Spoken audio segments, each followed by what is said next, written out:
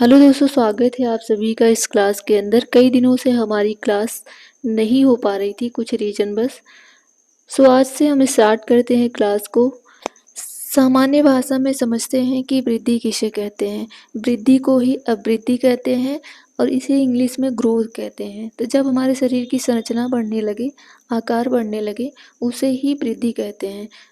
Friends, वृद्धि जो होती है एक टाइम पे रुक जाती है, बट विकास हमारा कंटिन्यू चलता रहता है। यानी विकास जीवन पर्यंत प्रक्रिया है, बट वृद्धि जो होती है जब कंप्लीट हो जाती है तो वह रुक जाती है। तो वृद्धि कुछ समय के बाद क्या होती है, रुक जाती है, बट विकास चलता रहता है। वृद्धि का हम मापन जो है वो कर सकते हैं, बट विकास का मापन सीधे सीधे नहीं हो सकता। समझते हैं कि विकास क्या होता है, डेवलपमेंट किसे कहते हैं। जब हमारे मानसिक, सामाजिक, संवेगात्मक, बौद्धिक पक्ष में परिपक्वता आती है तो उसे ही विकास कहते हैं। विकास का जो स्वरूप होता है आंतरिक और बाह्य दोनों होता है। विकास जो होता है वो जीवन भर चलने वाली प्रक्रिया है। विकास में एक निश्चित क्रम होता है, उठना, बैठना, चलना, दौड़ना, इस टाइप से। तो विकास का हम सीधे सीधे मापन नहीं कर सकते कि हमारी जो बुद्धि है वो कल से आज कितना अच्छा हुआ है। तो विकास परिमाणात्मक के साथ साथ क्या होता है, गुणात्मक भी होता है। ये भी चीज़ें ध्यान रखना है। अब यहाँ पे विकास जो है कई बार देता है कि एक आयामी होता है कि बहुआयामी होता है, या एक दिशीय होता है कि बहुदिशीय होता है। तो ध्यान रखना है, विकास जो होता है वह बहुआयामी होता है। साथ ही साथ विकास के कई आयाम होते हैं, एक आयामी नहीं होता। तो ध्यान रखना है, विकास बहुआयामी होते हैं और मल्टी डायरेक्शन में होता है, बहुदिशीय होता है। ये चीज़ें ध्यान रखना है। साथ ही साथ यहाँ पे कुछ अधिगम अक्षमता से प्रश्न एग्जाम के अंदर आते हैं, तो सारे यहाँ पे पढ़ने से संबंधित बेकार होता है, कठिनाई होता है, उसे क्या बोलते हैं, डिसलेक्सिया कहते हैं। लिखने से संबंधित जो कठिनाई होती है उसे डिस्ग्राफिया बोलते हैं। डिस्ग्राफिया। पढ़ने से संबंधित कठिनाई डिसलेक्सिया। लक्ष्य को जो है लुक्स अगर कोई पढ़ रहा है जैसे, तो उसको क्या कहते हैं, पढ़ने से कठिनाई हो रही है, ऐसे याद रखना है।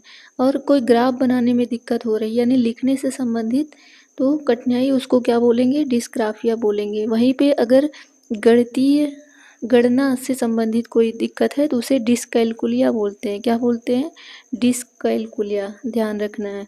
आगे देखोगे आप तो भ्रम वाली स्थिति को क्या बोलते हैं, भ्रम वाली स्थिति को बोलते हैं डिस्मोर्फिया।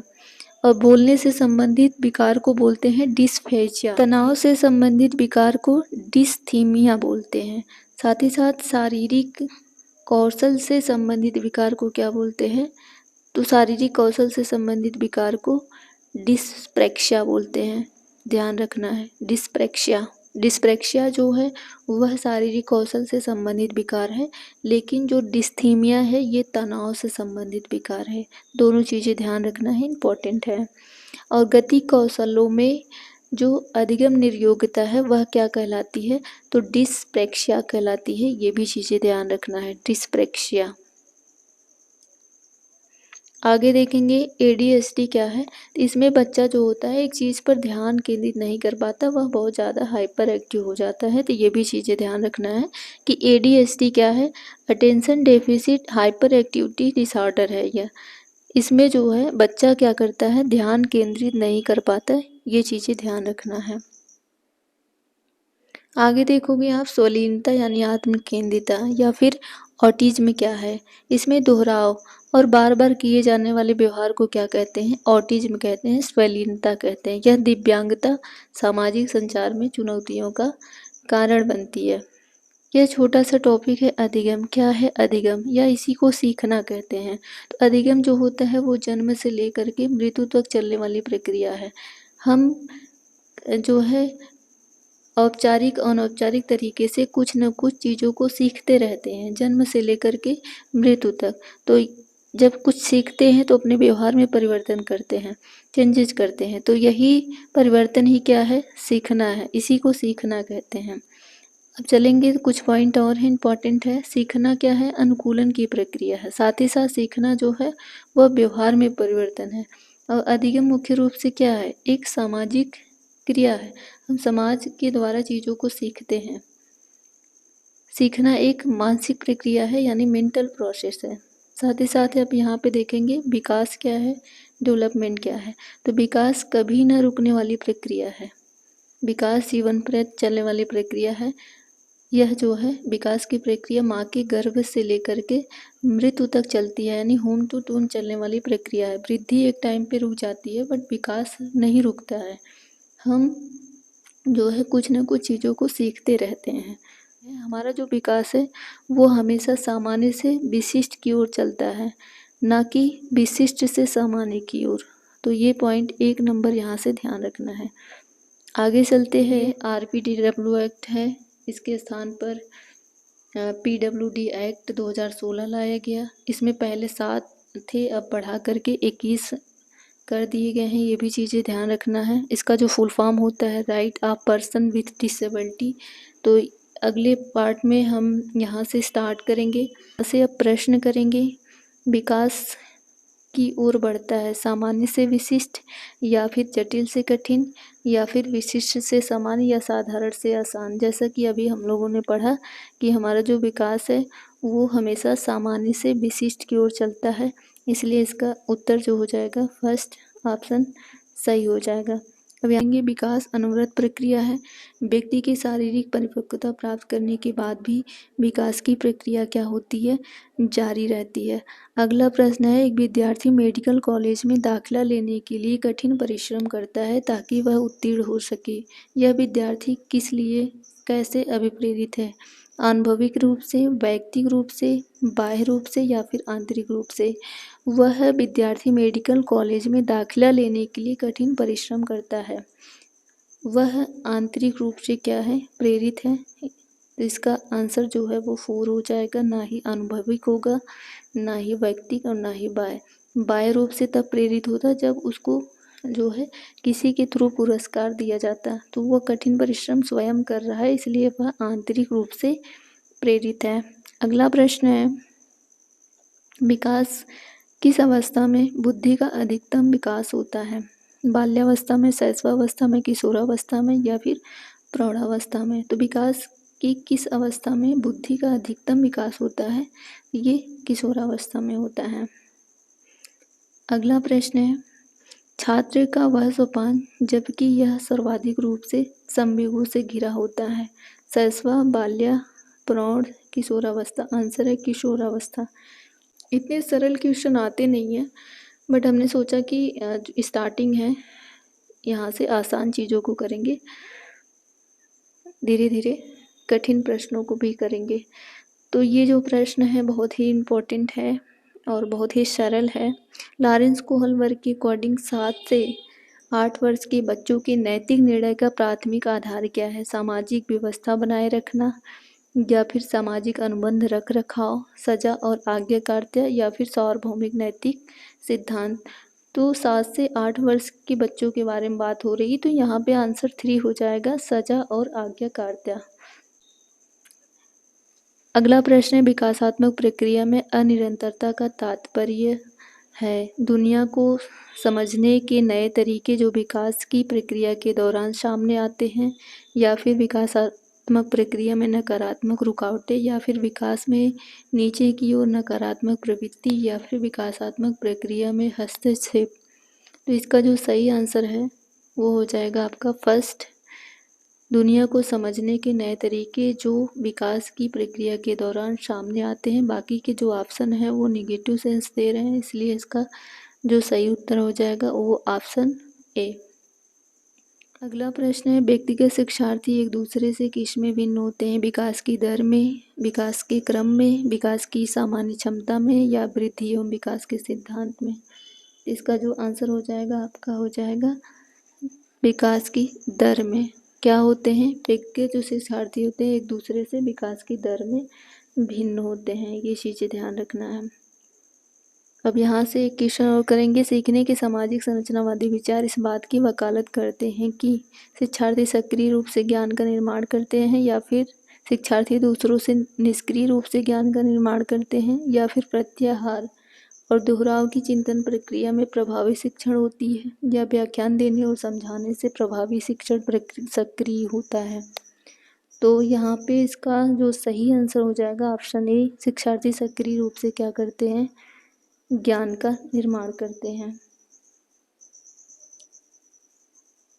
अगला प्रश्न है, विकास के क्रम में बच्चे सूक्ष्म पेशी कौशल से पहले सकल पेशी कौशल यानी इसको स्थूल कौशल भी कहते हैं, तो ध्यान रखना है इसका आंसर क्या होगा, रेखी, समीप, दूराभिमुख या फिर अराजक या शीर्षगामी। जब विकास सिर से पैर की तरफ चलता तो शीर्षगामी होता, तो यहाँ पे ऐसा कुछ नहीं है। इस प्रश्न का जो सही उत्तर है वो है ऑप्शन नंबर 2। यहाँ से चीज़ों को समझते हैं। समीप, दूराभिमुखी, प्रॉक्सिमो, डिस्टल क्या है। प्रॉक्सिमो का अर्थ होता है समीप यानी पास, डिस्टल यानी दूर। जब विकास सिर से पैर की तरफ जाता है तो उसको सेफेलोपोडल कहते हैं, लेकिन जब विकास मध्य से बाहर की तरफ जाता है तो उसे समीप दूराभिमुखी कहते हैं। ये चीज़ें ध्यान रखना है।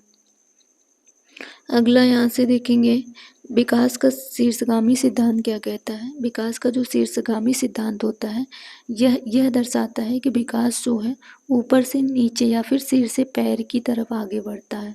तो यही कारण है कि बच्चा चलने से पहले सिर पर अपना नियंत्रण हासिल करता है, फिर कंधों पर, फिर चेस्ट पर, फिर जो है पैर के साइड जाता है। तो ये चीज़ें ध्यान रखना है कि विकास का शीर्षगामी सिद्धांत बताता है कि विकास अनुदैर्ध्य दिशा में आगे बढ़ता है, यानी ऊपर से नीचे, या फिर इसी को कह सकते हैं कि सिर से पैर की तरफ आगे बढ़ता है। तो सेफेलोपोडल हो गया। जब मध्य से स्टार्ट होकर के बाहर की तरफ जाता है तो उसे क्या कहते हैं, प्रॉक्सिमोडिस्टल कहते हैं, या इसे ही हिंदी में समीप दूराभिमुखी कहते हैं। अगला प्रश्न है, निम्नलिखित में से कौन सा कथन अधिगम के बारे में सही नहीं है। अधिगम के बारे में कौन सा कथन सही नहीं है ये पूछा गया है इसमें। तो अधिगम सामाजिक क्रिया द्वारा संसाधित होती है, ये एकदम सही है। अधिगम एक प्रक्रिया नहीं अपितु एक उत्पाद है, तो शायद इसका आंसर यही हो जाएगा। फिर भी आगे बढ़ते हैं। अधिगम शिक्षार्थी के पूर्व ज्ञान का निर्माण करता है। अधिगम का तात्पर्य पूर्व वैचारिक स्कीमा के पुनर्गठन से है, तो ये भी पॉजिटिव लग रहा है, ये भी ऑप्शन पॉजिटिव है। हमको पूछा है नेगेटिव, तो अधिगम एक प्रक्रिया नहीं अपितु एक उत्पाद है, इसका आंसर जो है वो बी है। ध्यान रखना है, बी इसका राइट आंसर है। अगला प्रश्न है, अब यहाँ पे देखेंगे, जब विकास सिर से पैर की तरफ बढ़ता है तो उसको सेफेलोपोडल बोलते हैं, लेकिन जब मध्य से शुरू होकर के बाएं की तरफ जाता है तो उसे क्या बोलते हैं, समीप दूराभिमुखी बोलते हैं। ये चीज़ें ध्यान रखना है। अब अगला यहाँ से करेंगे ये प्रश्न कथन और कारण वाला। तो कथन ए, गेंद को पकड़ने के लिए सीखने से पहले एक बच्चे में कुछ गतिक परिपक्वता होनी चाहिए। कारण यानी तर्क, सीखना विकास पर निर्भर होता है। जी, सीखना जो होता है वो विकास पर निर्भर होता है। तो गेंद को पकड़ने के लिए सीखने से पहले एक बच्चे में कुछ गतिक परिपक्वता होनी चाहिए। तो दोनों बातें सही हैं और व्याख्या भी सही कर रहा है, तो इसका जो राइट आंसर हो जाएगा ऑप्शन ए सही हो जाएगा। बहुत सारे क्वेश्चन अभी रह गए हैं, तो इन सारे क्वेश्चंस को अगले क्लास में यहाँ पे कर लेंगे। बाकी एक क्वेश्चंस हैं आप सभी के लिए, कमेंट बॉक्स में इसका आंसर ज़रूर करिएगा। आप सभी को दिल से धन्यवाद, जितने लोग भी हमें फॉलो करते हैं, हमारे कम्युनिटी पोस्ट के क्वेश्चंस का आंसर करते हैं, और जितने लोग भी हमें सब्सक्राइब किए हैं, सभी को दिल से धन्यवाद। और आप सभी अगर सीटेट के बारे में कुछ क्वेश्चंस पूछना चाहते हैं तो कमेंट बॉक्स में पूछ सकते हैं हमसे। और बहुत ही आसान है सीटेट, इतना मुश्किल नहीं है जितना आप समझते हैं। बस आप एक नोट्स बनाइए, अभी 2 मंथ हैं, सारे सब्जेक्ट्स का नोट्स बनाइए जो भी आपका सब्जेक्ट है, और पढ़िए, थियरी को पढ़िए, साथ ही साथ प्रीवियस ईयर क्वेश्चंस को करिए। उसके साथ ही साथ सबसे ज़्यादा मायने रखता है कि आप कंटेंट को कितनी बार पढ़ते हैं, उसका रिवीजन कितनी बार करते हैं। अगर ऐसा करते हैं तो आप आराम से सीटेट कर जाएंगे, बहुत ज़्यादा इसमें परेशानी की ज़रूरत नहीं है। बाकी कुछ पूछना चाहते हैं तो कमेंट बॉक्स में ज़रूर पूछें हमसे, उसका रिप्लाई हम तुरंत करेंगे। बाकी ऐसे ही छोटे छोटे टॉपिक को उठाएंगे और कुछ क्वेश्चंस को लेकर के करेंगे। बाकी किस सब्जेक्ट्स का आप सब क्वेश्चन चाहते हैं उसको भी आप कमेंट बॉक्स में बोलिए। मैं 10-10 क्वेश्चन या 20-20 क्वेश्चन कम्युनिटी पोस्ट में डाल दिया करूँगी डेली। अगर आप सब्सक्राइब किए रहेंगे चैनल को तो वो जो सारे क्वेश्चंस रहेंगे वो आप सभी को जब भी मोबाइल आप खोलेंगे तो वो सभी आपके सामने क्वेश्चंस मिलेंगे। तो क्वेश्चन करते जाएंगे तो आसानी से आप एग्ज़ाम के टाइम पे क्वेश्चन कर पाएंगे। So thank you so much.